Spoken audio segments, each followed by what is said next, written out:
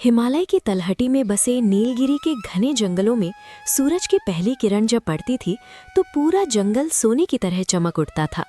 इसी जंगल के छोर पर बने एक छोटे से लकड़ी के घर में आर्यन रहता था। आर्यन कोई साधारण बालक नहीं था।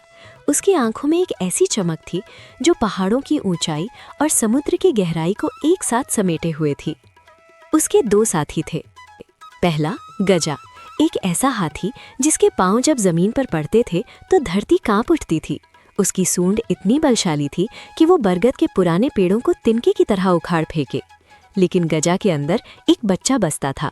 उसे जुगनू अच्छे लगते थे, पर जैसे ही रात का घना अंधेरा होता वो डर के मारे आर्यन के बिस्तर के पास आकर खड़ा हो जाता था। दूसरा था चिक्कू, एक छोटा सा सफेद खरगोश। चिक्कू की फुर्ती ऐसी थी कि शिकारी बाज भी उसे देख ना पाए। लेकिन चिक्कू की एक कमजोरी थी, आवाज। बादलों का गरजना या किसी सूखी लकड़ी के टूटने की कड़क आवाज भी उसके छोटे से दिल को दहला देती थी। उस दिन आसमान का रंग कुछ बदला हुआ था, गहरा केसरिया और फिर अचानक स्याह काला।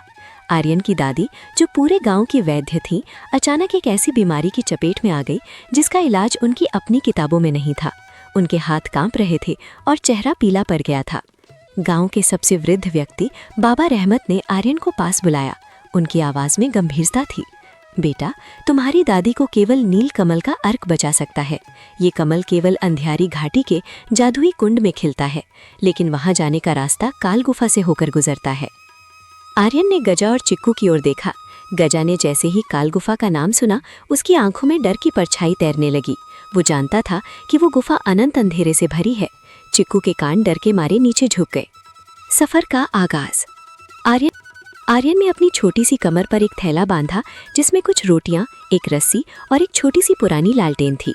उसने गजा के माथे पर हाथ रखा और कहा, गजा, तुम मेरे भाई हो, क्या तुम मुझे अकेले जाने दोगे? गजा ने एक गहरी ठंडी सांस भरी। उसकी विशाल आंखों में आंसू थे, पर उसने अपनी सूंड से आर्यन को उठाकर अपनी पीठ पर बैठा लिया। चिक्कू, जो कांप रहा था, चुपके से गजा के कान के पीछे छिप गया। उसने सोचा, अगर मैं गजा के साथ रहूंगा तो शायद कोई आवाज मेरा कुछ नहीं बिगाड़ पाएगी। जैसे ही